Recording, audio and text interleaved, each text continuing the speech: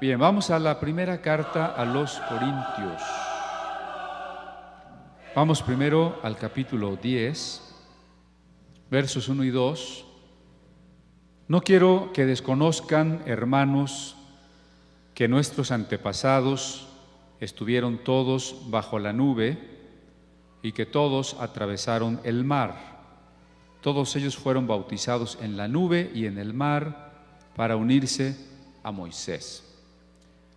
Voy a aprovechar las preguntas que nos envían sobre este pasaje para hacer un repaso y después continuar con lo que nos toca el día de hoy.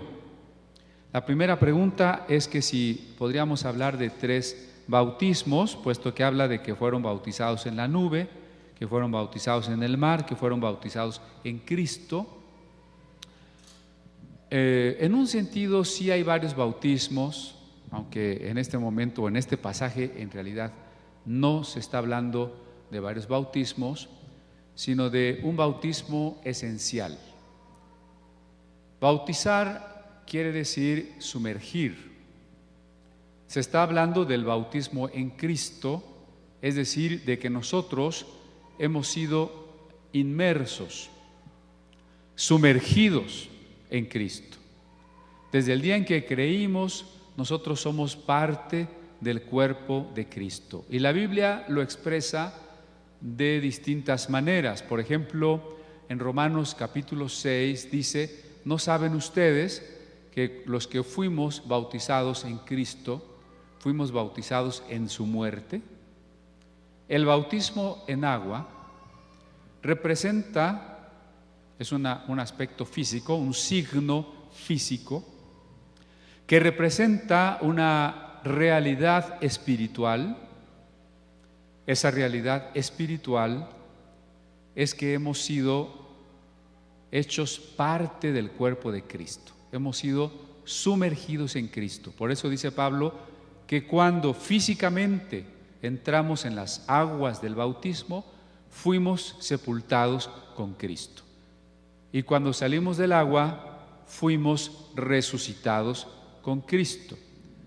Entonces el bautismo físico, el bautismo de agua, es además de un acto donde nuestra conciencia percibe claramente que ha tomado una decisión trascendental, así como cuando uno se casa o uno entra a la carrera que va a estudiar, una decisión que afecta toda nuestra vida y podríamos decir la eternidad.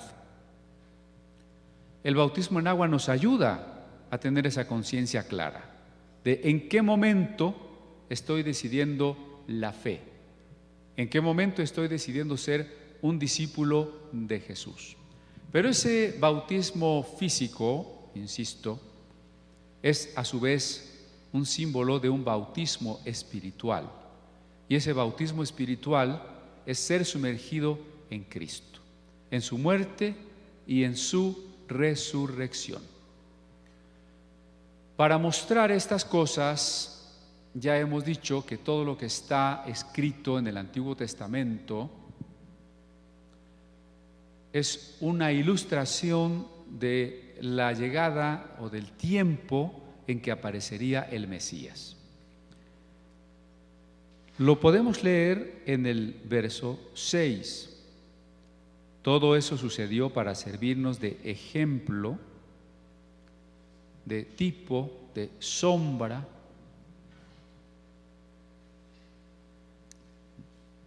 Lo que a ellos les pasó es para nosotros un tipo de lo que ha de suceder con Jesús y con la iglesia. De eso hablamos el domingo pasado.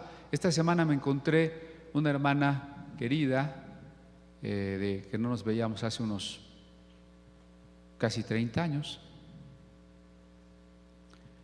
Y nos encontramos de casualidad y me dice: te vi en el programa del Canal 11.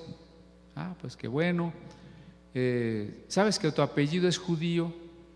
Y que la Torá y que los judíos… A ver, momentito. Si tú te mueres en este momento, ¿a dónde vas? Pues con el Señor. ¿Y por qué? Hay que regresarse al Mesías, hay que regresarse a Cristo. Pero es que no hay que decir Cristo, hay que decir Yeshua HaMashiach, ¿no? Es que a Dios no le interesan los idiomas. Gracias a Dios la Biblia se ha traducido a más de 2800 idiomas. Y en cada uno de ellos, así sea el mixteco, el zapoteco, Dios habla. Por eso en Apocalipsis puede verse una gran multitud que procede de toda tribu y lengua y nación. Porque los idiomas en los que se escribió la Biblia, hebreo, arameo y griego, son también idiomas humanos igual a cualquier otro. En todas las lenguas habla Dios. En todas las lenguas usted le puede alabar y usted le puede orar. A Dios no le interesa si pronunciamos bien o mal. Alguien me preguntaba, otra persona me preguntaba en la semana, ¿es cierto que si pronunciamos mal el hebreo nos cae una maldición? Le digo, mire, en primer lugar, nadie sabe cómo se pronunciaba el hebreo antiguo, ni los que hablan hebreo moderno siquiera. Pero en segundo lugar, Dios es un Padre amoroso. Si usted como padre tiene un hijo pequeño que no sabe hablar y llora porque quiere leche y usted dice, no, si no dices leche no te doy, se le muere de hambre, ¿verdad? Usted sabe si el llanto de su hijo pequeño es de un cólico, si es por hambre, si es que el pañal está sucio, etcétera, ¿no? Dios conoce nuestra necesidad, nuestra petición. A Dios, ¿qué? No pronuncias bien, en vez de bendecirte, te voy a maldecir. ¿Qué padre de nosotros, si su hijo le pide un pan, le dará una piedra? Me decía esta primera persona que les decía, pero es que la Torá, ¿tú tienes la Torá? Pues, claro que tengo la Torá, es el Pentateuco, ¿no? Y además tenemos más de 1600 Torás en la Biblia, en el Museo de la Biblia, ¿no? Pero lo importante no es la ley, lo importante es Cristo. Porque la ley es todavía una revelación incipiente, oscura, incompleta. A veces parece casi una blasfemia decir eso de la ley de Moisés, ¿no? Del Pentateuco. Pero ¿cómo se atreve a decir que la ley, que no en el monte de la transfiguración se aparecieron Moisés y Elías? La ley y los profetas, apuntando hacia Cristo. ¿Y quién tenía un resplandor? ¿De quién era la gloria? ¿De Elías o de Moisés? De Jesús el Cristo. La ley y los profetas apuntan hacia Jesús, se cumplen en Jesús. Jesús es la máxima revelación del Padre. Si algún cristiano se escandaliza porque yo diga que la ley es una revelación oscura, entonces no ha entendido que la máxima revelación de Dios es su palabra, su logos, que es Jesús el Cristo, que dijo, el que me ha visto a mí, ha visto al Padre. Y esa es la razón por la que todo lo que está escrito en los textos hebreos apunta hacia Jesús. Entonces, muchos símbolos del Antiguo Testamento son Jesús. Déjeme darle una lista breve. Y dijo Dios, Génesis 1, y dijo Dios. Esa es la palabra. ¿Quién es la palabra? Jesús. El paraíso es Jesús. El árbol de la vida es Jesús. El río que se divide en 4 es Jesús. Isaac, que va a ser sacrificado, pues es Jesús. Moisés es un símbolo de Jesús, libertador, legislador, profeta, que nos trae la palabra de Dios y la ley de Dios. Moisés es un tipo de Jesús. Pero no solo personas, también cosas. El tabernáculo es Jesús. El pan es Jesús. El candelero es Jesús. El altar es Jesús. El cordero es Jesús. El mar por el que pasaron es Cristo. La nube que los guiaba y que los protegía es Cristo. Precisamente el creyente y la sabiduría que el Espíritu Santo le puede dar es encontrar a Cristo en la Biblia. Ya hemos insistido que la clave hermenéutica para entender en la Biblia la palabra de Dios, el mensaje de Dios, es Cristo. Alguien puede leer la Biblia sin entender la palabra de Dios, cuando deja a Cristo de lado. Jesús dijo, reclamando a los fariseos, que ellos estudiaban las Sagradas Escrituras porque pensaban que estudiándolas obtenían la vida eterna. Y Jesús dice, pero ellas dan testimonio de mí. Y les reclamó, además, y ustedes no quieren venir a mí para que yo les dé vida eterna. Las Escrituras señalan a Jesús. Entonces, a la pregunta si hay 3 bautismos, no, en realidad, en este pasaje se habla de siempre ser bautizado en Jesús, la nube, Moisés, el mar, el maná, el arca del pacto, es Cristo.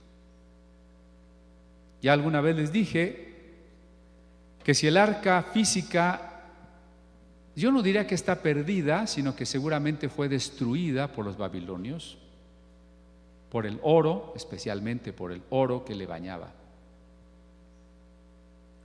Pero hay quien la busca y le gustaría encontrarla. ¿Para qué quisiéramos encontrar una caja física? ¿Tendría una importancia más que la arqueológica o la museográfica? No, porque la verdadera arca del pacto es Jesús.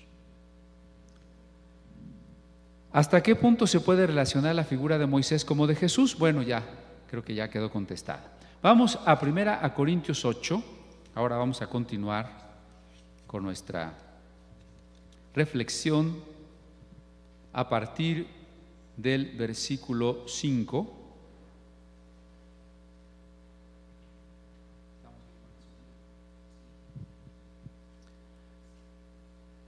Primera Corintios 8:5, pues aunque haya los así llamados dioses, ya sea en el cielo o en la tierra, y por cierto hay muchos dioses y muchos señores, para nosotros no hay más que un solo Dios, el Padre, de quien todo procede y para el cual vivimos, y no hay más que un solo Señor, es decir, Jesucristo, por quien todo existe y por medio del cual vivimos. Frente a esta ola de superstición en los demonios, es importante retomar pasajes como este. Tristemente hay predicaciones, hay cultos donde la gente se preocupa más de los demonios que de Dios. Un culto donde vamos a estar reprende y reprende demonios y usted va a traer su bolsita y su Kleenex para vomitar.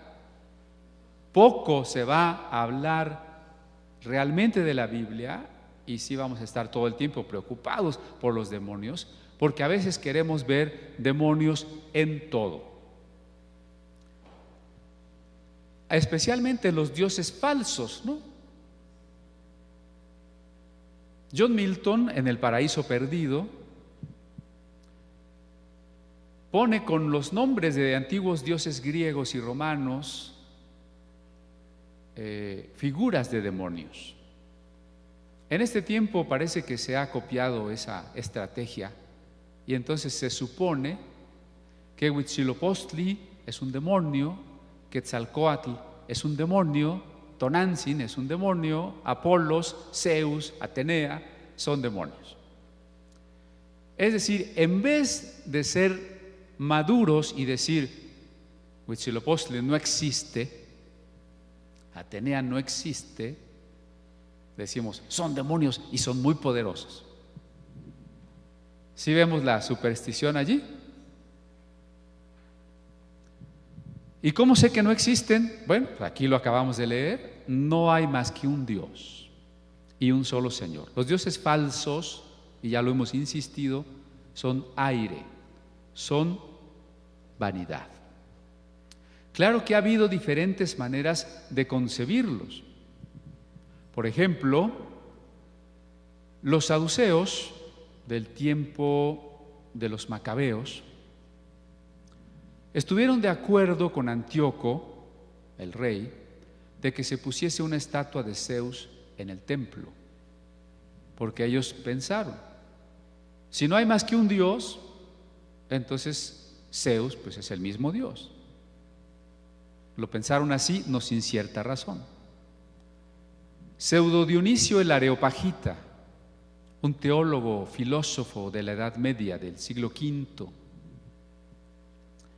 que se puso el nombre de Dionisio, aquel que se convirtió cuando Pablo predicó en el Areópago, pero no es el mismo Dionisio, este es Dionisio del siglo V, por eso hoy se le conoce como el pseudo Dionisio. Escribe un libro que se llama Los nombres de Dios, y él dice, a fin de cuentas, todos los nombres de Dios solo pueden apuntar al único Dios. Por ejemplo, el nombre Alá tiene la misma raíz de la familia lingüística semita que el nombre Elohim. Bueno, Elohim está en plural. Eloá, Alá, es la misma raíz para decir Dios. ¿Eso qué quiere decir? ¿Que nos estamos volviendo muy ecuménicos? ¿Que todos los dioses son buenos? No.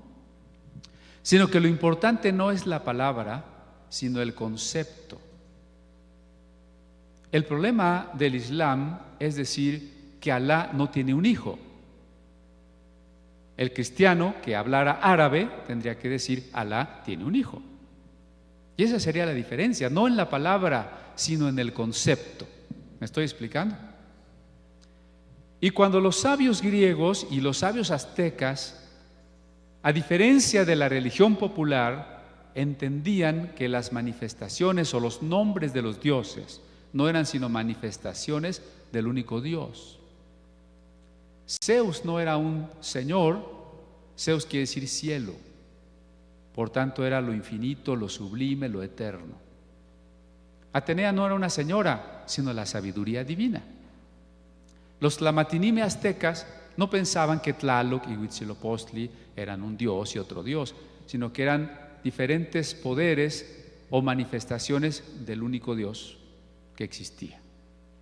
Es en ese sentido que toda intuición religiosa de cualquier lugar que apunte hacia el único Dios invisible, creador, no representable, como decía Netzahualcóyotl, está apuntando al mismo Dios. Es una revelación natural.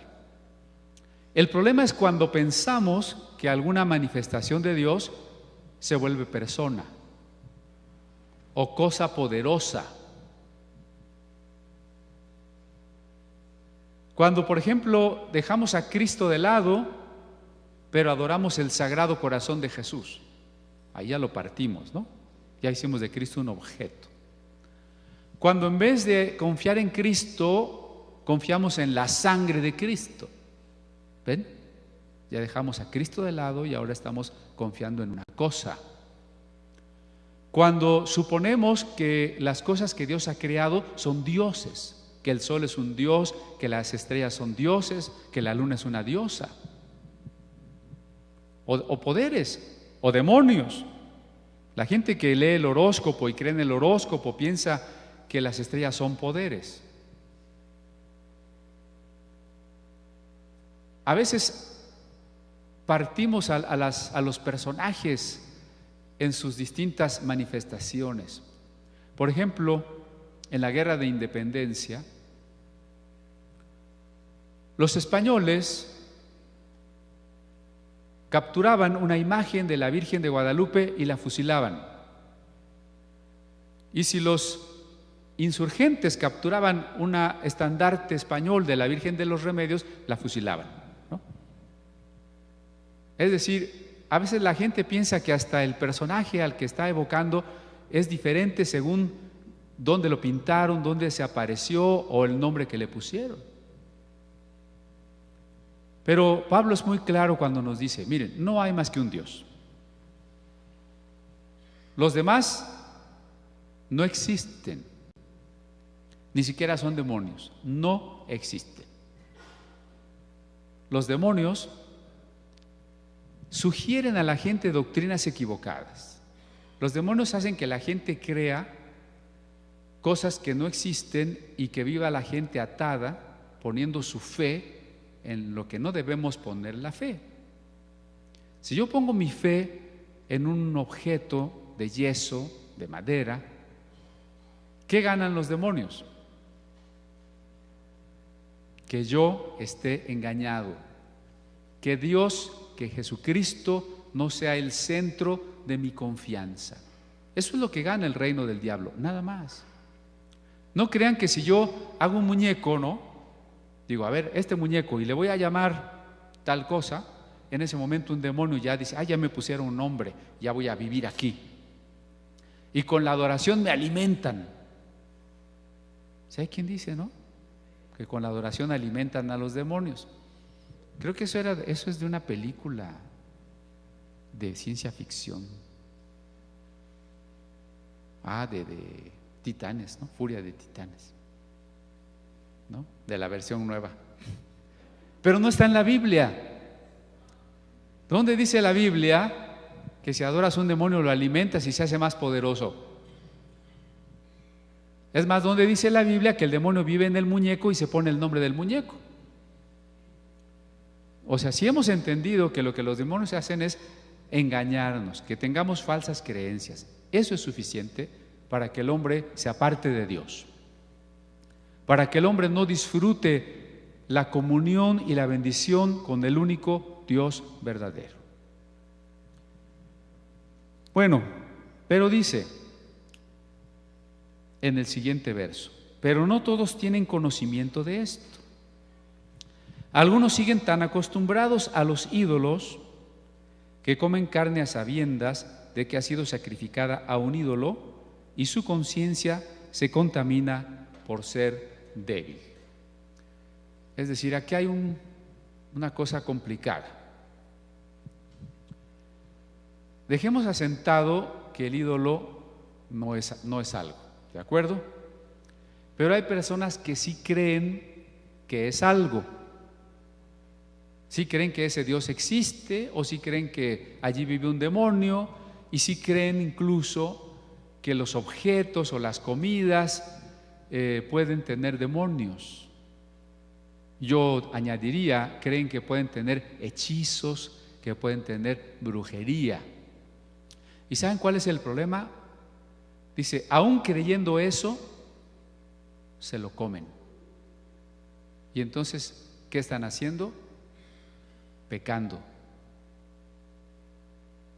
No sé si aquí distinguimos entre que una cosa pueda ser o no pecado y lo que es mi conciencia. ¿Sí? Vamos a suponer, o de hecho, si usted acompaña su comida con una cerveza, no es pecado. Pues, hermano Cristian, ¿verdad? Si usted acompaña su comida con una cerveza, no es pecado. Y es todo un tema y hay un montón de versículos, pero no me quiero ir por ahí ahora, ¿no? Pero hay muchos hermanos que creen que sí es pecado. Entonces, una vez, una hermana que estaba comprando unos chocolates se dio cuenta que eran envinados y hasta los regresó, ¿verdad? Bueno, si esa persona que cree que hasta un chocolate envinado es pecado, se lo come, peca. ¿Por qué peca? Porque creyendo ella que algo es malo, lo hace. ¿Qué es entonces lo que está funcionando allí? La intencionalidad. ¿Sí? Pablo no está diciendo que efectivamente sea un pecado. Lo que lo constituye pecado es que creyendo yo que ofende a Dios, no me importe. sino que de todas maneras lo haga. Entonces dice Pablo que muchos que todavía están acostumbrados a los ídolos comen carne. Ya entendimos, espero, por qué relaciona esto con la carne, porque decíamos que todos los animales que se sacrificaban para comer eran ofrecidos a los dioses. Entonces el cristiano maduro decía, ese Dios no es nada, que la carne haya sido ofrecida a esos dioses no pasa nada, así que yo me como mi bistec muy sabrosamente y muy tranquilamente, ¿verdad? Ese era un tipo de cristiano. El otro cristiano que veía el canal Enlace decía, no, los demonios, sí, allí viven los demonios, los ídolos, ¿no? Y sacrificaron esta vaca al dios fulano, pero de todas maneras voy a ir a la fiesta y voy a comer con los paganos. En su fiesta, el problema no es comer con los paganos, sino como parte de la fiesta. Sí creo que este bistec tiene demonios, pero tengo más hambre que fe, me lo como, ¿verdad? En esos casos, el cristiano está pecando. Por eso, dice el verso 8, pero lo que comemos no nos acerca a Dios, no somos mejores por comer, ni peores por no comer. Porque ninguna cosa exterior puede hacernos mejores ante Dios. Si usted viene los domingos de corbata, pues qué bueno, pero eso no lo hace más espiritual. ¿Estamos de acuerdo? Y si usted viene de playera, no lo hace menos espiritual. ¿Sí? Si usted dice, no, es que yo no como pan de muerto, pues eso no lo hace más espiritual. Si usted dice, a mí me encanta el pan de muerto, eso no lo hace menos espiritual. Si usted se toma su cervecita en la comida, eso no lo hace menos espiritual. Y si usted dice, no, yo ni pruebo el licor, eso no lo hace más espiritual.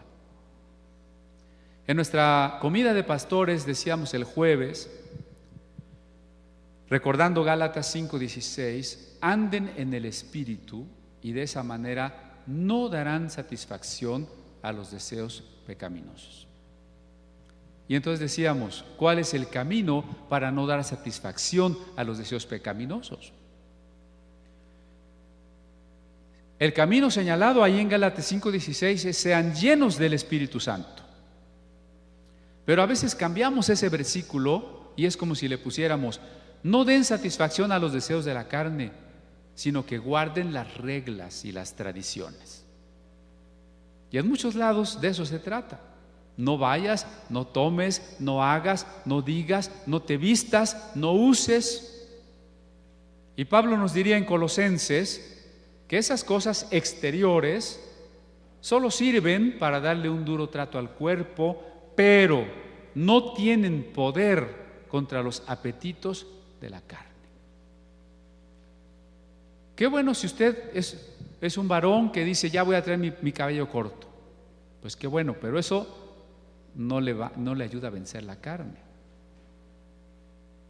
Si una hermana muy legalista dice, pues yo ya ni me voy ni a maquillar, bueno, eso no la hace más espiritual, ¿no? Quién sabe si espante a su marido, pero más espiritual no la hace, ¿sí? Las cosas exteriores no nos hacen mejores, no tienen poder contra los apetitos de la carne. Decíamos, ese no es el camino. Y otro punto donde finalmente también nos detuvimos tiene que ver con que las liberaciones no nos hacen menos carnales. Porque la gente va, cuando tiene un pecado y lo quiere vencer, dice, hermano, es que tengo un pecado que no puedo vencer. Y a veces el consejero le dice, no, ese pecado sí está muy grave, ha de ser un demonio. Y entonces vamos a orar para liberarte de ese pecado. Y no voy a repetir eso porque ya hace 2 domingos o algo así vimos que los pecados no son demonios ni los demonios son pecados. que el creyente no necesita liberación sino arrepentimiento. Y para vencer ese pecado no necesita que oren por él, sino llenarse o permitir al Espíritu Santo que lo llene. Pero otro detalle que veíamos era que liberarnos de maldiciones tampoco nos ayuda a vencer la carne.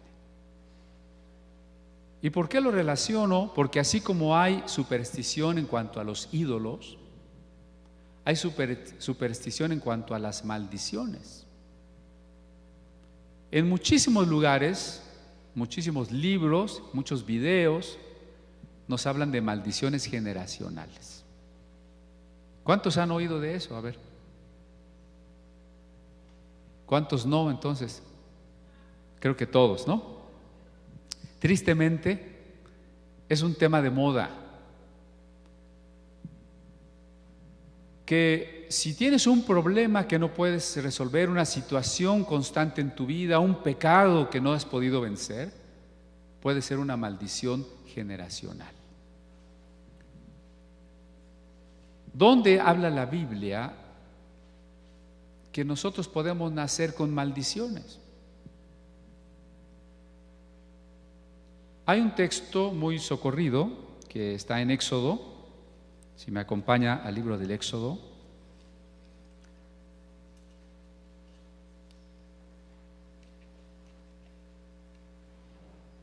Capítulo 20. Cuando Dios está hablando de no adorar imágenes, dice en el verso 5, no te inclines delante de ellas ni las adores. Yo, el Señor tu Dios, soy un Dios celoso. Cuando los padres son malvados y me odian, yo castigo a sus hijos hasta la tercera y cuarta generación. Muchos dicen, ahí están las maldiciones, ahí está. Miren, en primer lugar, ¿dónde dice la palabra maldición allí? No está ni en español, ni en hebreo, ni en ningún idioma. Está ahí la palabra maldición. Pero, por otra parte, fíjese bien cómo se está entendiendo hoy lo de una maldición. Cuando se habla de que alguien tiene una maldición, se está diciendo que ha heredado o de alguna manera ha recibido algo negativo, una especie de influencia negativa, de mala vibra, de nube negra que trae encima y que está actuando para su destrucción, que lo está obligando y que lo está influyendo. Fíjese que esa idea de la maldición como una cosa, una fuerza que me trae cosas malas en la vida, no es una idea bíblica. No hay ningún versículo en la Biblia que diga que una maldición es eso. Cada vez que yo le diga que algo no está en la Biblia, búsquelo. Y si encuentra un versículo que sí esté, le doy 10,000 pesos. Así que búsquelo, a ver si así se anima a buscarlo.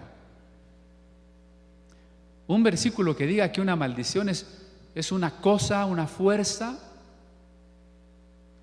que me está haciendo una destrucción y que me llegó, quién sabe cómo me llegó. Eso es un concepto importado al cristianismo de la brujería, de estar salado. Alguien me echó la sal, alguien me tiene envidia, alguien me hizo un trabajito. Esos conceptos allá en la brujería pues se usan, pero en la Biblia no están. Entonces no ande haciendo importaciones, ¿no? Porque eso se llama sincretismo, o sea, revolver conceptos de religiones distintas.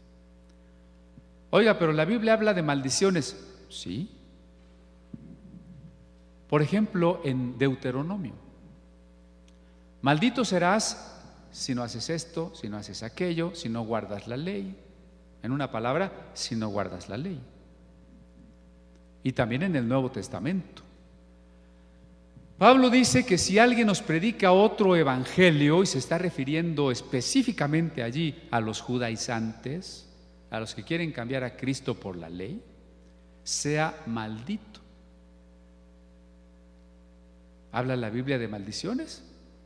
En Malaquías dice: malditos sois con maldición porque me han robado. ¿En qué te hemos robado? Los diezmos y las primicias. Y eso da para muchas predicaciones para que la gente sí diezme, ¿no? Entonces, de que se habla de maldiciones en la Biblia, sí se habla de maldiciones, pero cada vez que se habla de maldiciones, se está hablando de una sentencia de Dios contra el pecado. Entonces ya tenemos dos conceptos diferentes de maldición. En la Biblia, maldición es decir mal, decir un castigo, una sentencia por parte de Dios para el que ha pecado. Y el concepto de brujería: maldición es una cosa negra que alguien te echó, que se te mete y que te la tienen que sacar, ¿no? Para empezar, vea que son dos conceptos. Ahora, en Éxodo 20 leímos que Dios visita la maldad de los hijos sobre los padres. Primero, la palabra maldición no está allí. Segundo, si ese castigo de los padres que recae en los hijos fuera una maldición de Dios, porque aquí dice que es Dios quien dice yo castigo. ¿Quién dice yo castigo? Dios. Entonces, ¿de quién es ese castigo? Entonces, ¿quién soy yo para decir te voy a orar para quitarte la maldición? ¿No? Yo voy a reprender esa maldición, significa yo estoy reprendiendo lo que Dios está haciendo. ¿Cómo vamos a reprender lo que Dios está haciendo? Pero acuérdense que la ley es una revelación incipiente. Hay que entenderla, este castigo de Dios sobre los hijos y los nietos y bisnietos, en un sentido del lenguaje prelógico. Lo que quiere decir es que las consecuencias de los ejemplos y de las acciones de nuestros padres las sufrimos nosotros. ¿Sí me explico? Si mi papá se emborrachaba, yo voy a aprender a emborracharme. Si mi papá no daba el gasto, voy a aprender a no dar el gasto. Si mi mamá le pegaba a mi papá, voy a aprender a pegarle a mi marido, ¿no? Pero no solo voy a aprender, sino que si el papá no daba el gasto, entonces yo tuve muchas carencias. Y si mi mamá no se ocupaba de mí, pues tuve mucha soledad. Entonces no es una maldición que me cayó, sino que mi vida se formó, entre otras cosas, por el tipo de relación que tuve con mis padres, por el ejemplo que tuve con mis padres. Cuando yo vengo a Cristo, ¿cómo se va a resolver eso? Perdóneme que diga el adjetivo simple, pero ¿se va a resolver con una simple oración? La esposa rebelde, voy a orar para que se le quite la maldición de la rebeldía y ya se va a volver una esposa sumisa. Es un crecimiento espiritual el que va a resolver lo que en nuestra alma estaba deteriorado. En la medida en que conozcamos la palabra de Dios y la vivamos, en la medida en que maduremos el fruto del Espíritu Santo y amemos a nuestro prójimo, en la medida en que caminemos en la llenura del Espíritu Santo, vamos a crecer y las roturas del alma y los defectos y los vicios se van a ir componiendo. Y lo que debería hacer, lo voy a ir aprendiendo a hacer.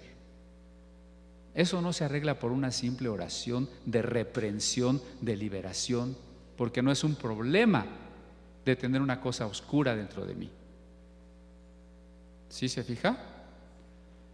Pero ya Ezequiel, siendo muy preciso para que no malentendamos este pasaje, dice Ezequiel: el hijo no llevará el pecado del padre, ni el padre llevará el pecado del hijo. ¿Más claro? No podría estar. Entonces, volviendo al punto de que la maldición es una sentencia divina, tendremos que ir a la carta a los Gálatas.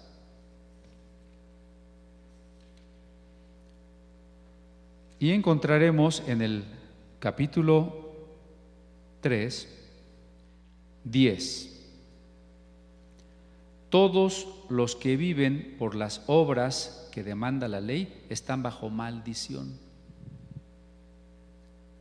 En estas doctrinas de que alguien heredó la maldición es porque tus papás eran paganos, porque tus papás se hicieron una limpia, porque tu mamá era espiritista, porque tu papá era un borracho, por eso traes la maldición. De acuerdo con Gálatas, quien está bajo maldición es el que trata de cumplir la ley de Moisés. Solo porque está sentado no se va de espaldas, ¿verdad? El que está bajo maldición es el que trata de cumplir la ley de Moisés. ¿Por qué? Porque la ley es mala. Pablo en Romanos 7 dice, no, la ley no es mala. La ley es santa y buena, pero yo estoy esclavizado al pecado. Por eso fíjense, sigo leyendo. Porque está escrito, maldito sea quien no practique fielmente todo lo que está escrito en el libro de la ley. Todo el que no ha cumplido todo lo que diga la ley está maldito. ¿Ve que es una sentencia de Dios? La paga del pecado es muerte. Esa es la maldición, y esa maldición nos alcanza a todos. Y quien permanece en esa maldición es el que sigue queriéndose salvar por la ley. El que sigue queriendo llegar al cielo porque cree que va a poder cumplirlo todo, ese permanece en la maldición. Entonces usted no tiene una maldición porque su papá o su mamá o su abuelo o su bisabuelo hicieron tal cosa. No, eso no está en la Biblia. Usted tiene una maldición, o usted está bajo maldición, mejor dicho, si está tratando de que Dios lo acepte porque usted es muy bueno. Ahí sí está bajo maldición. Sigue diciendo el 11. Ahora bien, es evidente que por la ley nadie es justificado delante de Dios, porque el justo por la fe vivirá. Yo no quiero llegar al cielo por la ley, yo voy a llegar por la fe. Y la fe y la ley son contrarias, porque la ley es lo que yo tengo que hacer y la fe es la aceptación de lo que Dios hizo. Son excluyentes. Usted tiene que aceptar o lo que usted hace o lo que Dios hace. Si usted quiere basarse y confiar en lo que usted hace, la ley. Si usted quiere aceptar y confiar en lo que Dios hizo, la fe. El siguiente verso dice: la ley no se basa en la fe. Por el contrario, quien practique estas cosas vivirá por ellas. La ley es una demanda de lo que yo tengo que hacer. La fe es un descanso en lo que Dios hizo. Mandó a su Hijo y murió por mí. Cristo nos rescató de la maldición de la ley. Así que si alguien le dice: oye, es que tú traes una maldición, no conoce Gálatas 3, ¿qué? 3:13, ¿no? Cristo nos rescató de la maldición de la ley. Bueno, si usted no está en Cristo, pues sí, cuidado, acepte que está bajo maldición. Pero si usted está en Cristo, Cristo le ha rescatado de la única sentencia que Dios había dado. ¿Por qué ya no estamos bajo la maldición de la ley? Sigue diciendo el texto: porque escrito está: maldito todo el que es colgado de un madero. Cristo se hizo maldición por nosotros, dice el texto. Qué cosa tan terrible. Si la maldición es esa cosa negra, ¿cómo que Cristo se hizo maldición? En cambio, si Cristo se hizo maldición porque cargó la sentencia divina contra el pecado, pues es perfectamente entendible, ¿no? Acuérdese que cuando las serpientes venenosas mordían a los hebreos en el desierto, le fue ordenado a Moisés hacer una serpiente de bronce y ponerla sobre una vara. Y el que miraba, una vez que se le había inyectado el veneno, el que miraba a la serpiente quedaba sanado. Y Jesús le dice a Nicodemo, Evangelio de Juan capítulo 3, como Moisés levantó la serpiente en el desierto, así es necesario que el Hijo del Hombre sea levantado. Jesús en la cruz está representado por la serpiente de bronce, otro tipo, otro ejemplo del Antiguo Testamento, ¿no? La serpiente de bronce es Cristo. El bronce representa juicio, la serpiente representa el pecado, juicio contra el pecado. Cristo en la cruz estaba recibiendo todo juicio contra el pecado. Así es necesario que el Hijo del Hombre sea levantado. ¿Y sabe qué sigue? Porque de tal manera amó Dios al mundo que dio a su Hijo unigénito. Ese nos lo sabemos, pero luego no nos sabemos lo que está antes, ¿no? Lo que está antes es que el Hijo del Hombre será levantado, porque tanto amó Dios al mundo que dio a su Hijo. ¿Cómo lo dio? En la cruz, para que fuera maldecido. Porque el Deuteronomio dice que maldito será todo el que sea colgado de un madero, textualmente todo el que sea ahorcado y colgado de un árbol. Pero Pablo entiende que la cruz es como un árbol y que Cristo pende de la cruz. A veces equivocamos la palabra levantar y hasta hay un canto que dice levanta Cristo, porque si el Hijo fuere levantado, a todos traerá hacia sí. Sí, es un texto, pero no sabemos a qué se está refiriendo y a veces pensamos que se refiere a alabar a Cristo. Así que no vaya usted a cantar levanta a Cristo, porque lo que está diciendo es crucifica a Cristo, ¿no? Y a veces ya no sé por qué lo metemos también en la oración. Señor, levantamos a fulanito. ¿A dónde lo levantamos o qué, no? No captemos o no nos adoptemos modas. Cuando Cristo nos hizo libres, debemos de ser, ¿qué diría yo?, capaces de tomar decisiones auténticas, singulares, personales. El mundo es un mundo de borregos en el mal sentido de la palabra. Toda la gente hace lo que todos hacen. Así funcionan las modas, así funciona el consumo. Si se estrena la película fulana, toda la gente va a todas las cientos de salas donde está esa película y todo el mundo quiere comprar el muñeco de esa película y todo el mundo quiere ponerse la camiseta de esa película y comer el chocolate del muñeco de la película, ¿no? Hasta los cristianos. Nosotros deberíamos decir, si toda la bola va para allá, yo no quiero ir para allá. Yo quiero primero ser consciente y tomar mis propias decisiones. Pero eso pasa en las compras, en la música, en la ropa, en las costumbres, en las ideologías.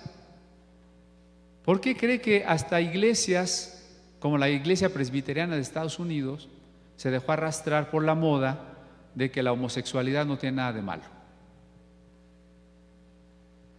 O sea, ¿por qué los cristianos también estamos siguiendo lo que todo el mundo hace? Hay una iglesia metodista, no digo cuál, que muchas veces el domingo por la tarde suspende el culto porque va a haber partido. Y en el salón social de la iglesia hay una pantallota y todos se van a ver el fútbol, ¿no? ¿Por qué, hermanos, seguimos las modas y las ideas que todo el mundo tiene? Tenga cuidado, ni tampoco lo haga dentro de la iglesia. Es que alguien dijo, Señor, que tú seas bendiciendo, porque eso fue una mala traducción del inglés, ¿no? Lo que tenemos que decir es, Señor, bendice. ¿Cómo? Que tú seas bendiciendo, que tú seas en control. Pues eso no es ni español, ¿no? Perdónenme, ¿no? Y entonces si en una iglesia la hermana profetiza, se pone a soplar en el micrófono para que reciban el Espíritu Santo y ya todos se caen al piso, ¿no? Ay, yo también me tengo que caer porque si no Dios no me va a bendecir. Seamos ovejas por lo manso, por lo humilde, pero no seamos borregos por lo que vamos atrás de todos, ¿no? Tengamos cuidado. ¿Sí? Entonces, Cristo fue hecho maldición para que yo sea hecho bendición. Si alguien le dice que usted tiene maldiciones, sáquele este texto, ¿no? Cristo se llevó el castigo, la sentencia divina, se llevó la maldición y ahora yo puedo decir con toda confianza Romanos 5:1, justificados por la fe tenemos paz para con Dios. O Romanos 8:1, ninguna condenación hay para los que están en Cristo Jesús, ¿no? Entonces, ¿qué maldiciones trae usted, hermano? ¿No trae? ¿Verdad que no? ¿Sí? Regresemos entonces a Corintios para que veamos que ni los ídolos, ni los dioses, ni las maldiciones, ni los demonios son algo que nos puede afectar a nosotros. Los demonios solamente que escuchemos sus doctrinas. Y mucho de lo que se predica de demonios en los púlpitos es doctrina de demonios, paradójicamente, ¿no? Porque el diablo se sabe disfrazar tan bien que es como un enemigo que se pone el uniforme de el enemigo para infiltrarse y desde adentro atacar a las personas, ¿no? Así sucedió en la invasión francesa, una de las batallas allí en Puebla, en Atlisco me parece. Un grupo de hombres mandados por los interventores o los invasores entró al campamento de los republicanos y empezó a matar a los demás, y los demás se descontrolaron y el ejército se desbandó. Pues así es el diablo. En estas doctrinas de guerra espiritual y de demonios y maldiciones, lo que es aparentemente una lucha, una predicación contra el diablo, estamos dando doctrinas del diablo y la gente queda toda confundida sin entender lo que Cristo ha hecho por nosotros en la salvación, en la conversión, en la santificación. Desde el día en que creímos fuimos adoptados, justificados, redimidos, santificados, elegidos, templo del Espíritu Santo, miembros del cuerpo de Cristo. Y eso no lo debemos de perder de vista. Por eso dice Pablo que el creyente, me regreso al capítulo 8 de Corintios primera, sin embargo tengan cuidado de que su libertad no se convierta en motivo de tropiezo para los débiles. Yo sé que no hay problema en muchas cosas, pero si estoy con hermanos débiles, tengo que tener cuidado de lo que digo y de lo que hago. Si, por ejemplo, un hermano que cree que un traguito de cualquier bebida fermentada es pecado, yo lo invito a comer a mi casa y saco las cervezas, ¿no? ¿Qué va a pensar ese hermano? Se va a ir todo lastimado, ¿no? Y va a decir, no, pastor, ¿cómo es posible? Fui a la casa del pastor y toman, ¿no? Se va a ir muy lastimado. Hay iglesias que creen que el arbolito de Navidad es demoníaco. Entonces yo voy y les pongo mi arbolito de Navidad, pues los ofendo, los lastimo, ¿verdad? Y como alguna vez dije, incluso cuando compartimos con otros grupos y congregaciones, debemos de hablar las cosas que edifican, las cosas que unen, lo que exalta a Cristo, y no poner el énfasis en las cosas en que no estamos de acuerdo. Si alguien no cree en la Virgen de Guadalupe y va a una iglesia católica y va a hablar contra la Virgen de Guadalupe, o tendría que hablar de Cristo. Tendría que hablar de Cristo, ¿no? Si alguien no es calvinista y va con los presbiterianos y les va a predicar contra la predestinación, no los va a edificar. ¿De qué les tendría que hablar? De Cristo. Si vamos a una iglesia legalista, no vamos a predicar contra el legalismo como tal, sino de la libertad del espíritu. Y el que lea, entienda, ¿no?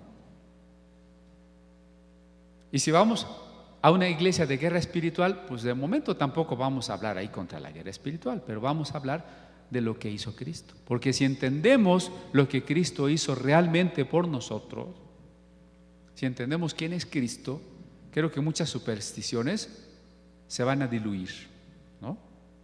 Esa superstición que ya en su momento veremos de la armadura de Cristo.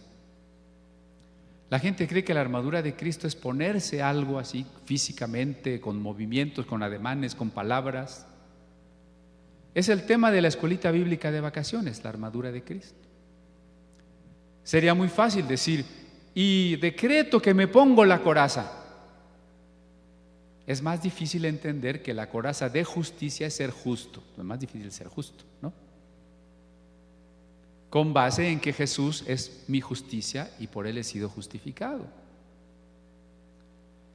Pero no debemos pues ofender al hermano débil, al hermano pequeño. No usar nuestra libertad como tropiezo a los débiles. Ser libres en Cristo, recuerden aquel pasaje, todo me es lícito, aunque no todo me conviene. El cristiano tiene entonces un gran margen de libertad, porque el cristiano no necesita santificarse o pretender santificarse por las cosas externas.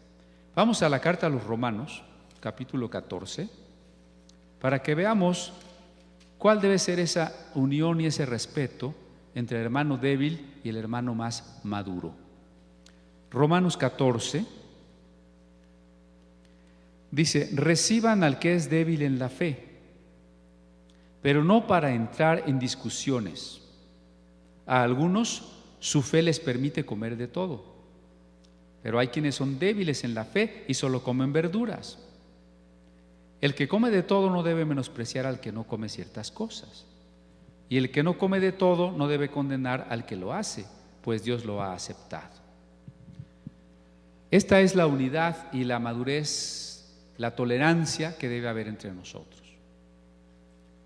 Un hermano no come carne porque cree que fue sacrificada a los ídolos y dice, yo como Daniel, puras verduras para no ofender a Dios. Alguien que es medio judío, sabatista o testigo de Jehová dice, yo cerdo no como. Y otro en cambio dice, no, yo le entro a todo, ¿verdad? Yo como de todo. Uno dice, yo guardo el sábado. Otro dice, yo guardo el domingo. Aquí dice claramente que el que hace caso del día lo hace para Dios, el que come lo hace para Dios. Fíjense el verso 5. Hay quien considera que un día tiene más importancia que otro, pero hay quien considera iguales todos los días. Cada uno debe estar firme en sus propias opiniones. El que le da importancia especial a cierto día lo hace para el Señor, el que come de todo come para el Señor y lo demuestra dándole gracias a Dios, y el que no come para el Señor se abstiene y también da gracias a Dios. Entonces, hay una serie de diferencias secundarias que nosotros tenemos que respetar y que debemos de mantener el amor y la unidad por encima de esas diferencias. Nos vamos al restaurante, el hermano pide pollo porque él no come cerdo y yo pido mis costillitas de cerdo, pues no hay problema, no debemos de discutir por eso. Ni yo debo decir, ay, qué inmaduro eres, así que todavía no entiendes nada de teología, ¿no? Y él tampoco debe de decir, no, pues estás pecando porque estás quebrantando la ley de Moisés. Dice, ni uno condene ni el otro menosprecie. Hace rato hablaba yo de la Navidad, ¿no? Hay quien dice, es que la Navidad es pagana y el arbolito es el Dios quién sabe quién, y entonces condenan a todos los que celebran la Navidad. Y los que no la celebran, pues también rechazan a los que sí la celebran, a los que no la celebran, ¿verdad? Usted no se preocupe por eso, hermano. Si empezaran a venir congregantes que quieren reunirse en sábado, pues hacemos el culto del sábado. Y los que quieren el domingo, pues el domingo. Y a lo mejor un miércoles nos juntamos todos, ¿verdad? No pasa nada. Mientras no pongamos en lugar de Cristo, mientras yo no ponga la ley en lugar de Cristo, el sábado en lugar de Cristo, cualquier cosa en lugar de Cristo, no pasa nada. Si tú crees que una cosa se debe hacer o no se debe hacer, debemos estar unidos en la fe. Lo que nunca debes hacer, y como nos está comiendo el tiempo, eso va a ser lo último que voy a decir. Lo que nunca debes hacer es algo que en tu conciencia tú creas o tú sientas que está mal. Porque aunque no estuviera mal, si tú sí crees y si tú sí sientes que está mal y lo haces, quiere decir que no te importó que fuera malo.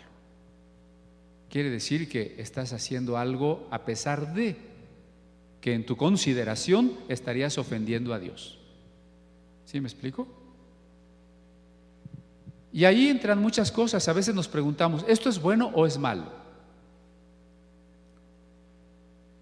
Si alguien cree que es malo comer animales impuros y se los come, sí está pecando. Si alguien cree que es malo tener novia y la tiene, sí está pecando. Si alguien cree que es mala la masturbación y lo hace, sí está pecando. Si alguien cree que tomarse una cerveza es malo y se la toma, sí está pecando. ¿No? ¿Por qué? Porque cualquier cosa que nuestra conciencia, en el nivel de crecimiento que tiene, me señale que es malo, pues debo de abstenerme. Si mi conciencia crece, mi entendimiento de la palabra crece, y yo me doy cuenta que algo que yo creía que era malo no es malo, y también que algo que yo creía que no era malo sí es malo, pues ahora voy a tener que rectificar, y sobre todo voy a ampliar mi libertad en Cristo. Pero mientras algo me acuse, lo debo de dejar a un lado. Creo que hay una pregunta, ¿no?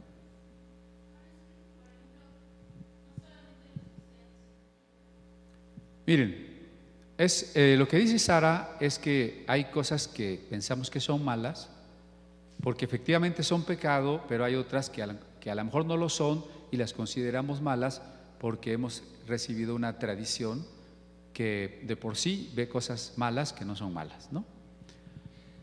No importa, en este momento no importa. Por eso digo que en el nivel de crecimiento que tiene nuestra conciencia, lo que consideremos malo, no hay que hacerlo.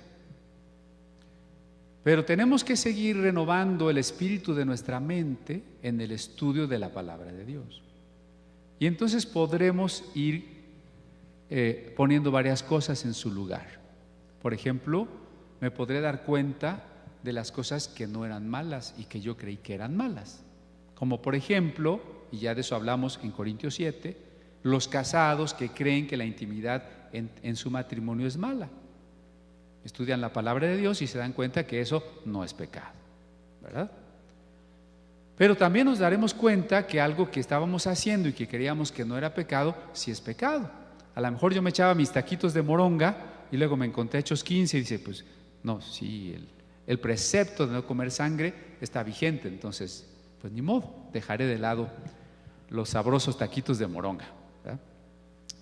Y habrá cosas en las que yo pensaba que eran malas y ahora tengo más libertad porque sé que no lo son, y más conciencia de lo que sí es pecado, porque ya no se trata de preguntarme esto es bueno o es malo, sino de preguntarme si eso es lo que Dios quiere para mí. Porque si no, muchas veces nos quedamos en el plano de fumar es bueno o es malo, y no hay un versículo que diga. Bailar es bueno o es malo, ir a una fiesta es bueno o es malo, y así una lista larga, ¿no? ¿Qué te dice tu conciencia? ¿Qué dice la Biblia? ¿Y a qué te está guiando Dios?